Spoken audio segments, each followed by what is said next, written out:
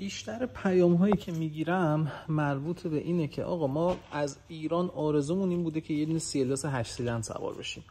حالا معمولا این سری یا سری یکم جدیدترش بگیریم همچین ماشین رو یا نه. بچه‌ها این ماشینا، مخصوصا این ماشین که الان اینجا هستش، دیگه ماشینای پیری محسوب میشن. الان همین ماشین به همین تمیزی، این ماشین واقعا ماشین کم کار کرده تمیزی، فکر کنم 110 تا کار کرده کلا.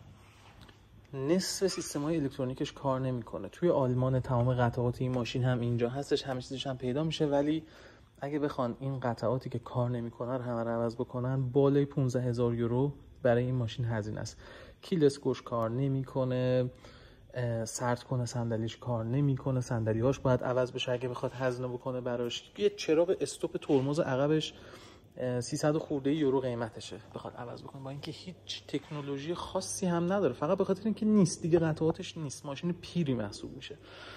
اینا رو بذارید کنار، اینا ماشینای خیلی دیگه اینجا خیلی ماشینای عشق بازی محسوب میشه، به عنوان ماشین دوم یا ماشین تابستونی یا ماشین دور میشه گرفت. ولی همینجوری بخواید صرفاً با پول پسندازتون بخواید یه همچین چیزی بخرید صرفاً برای اینکه 8 سیلندر سوار بشید یا صرفاً به خاطر اینکه آرزوش رو داشتید از سالهای سال به عنوان اولین ماشینتون، پشیمونتون میکنه و بیچارهتون میکنه. قول میدم بهتون این رو.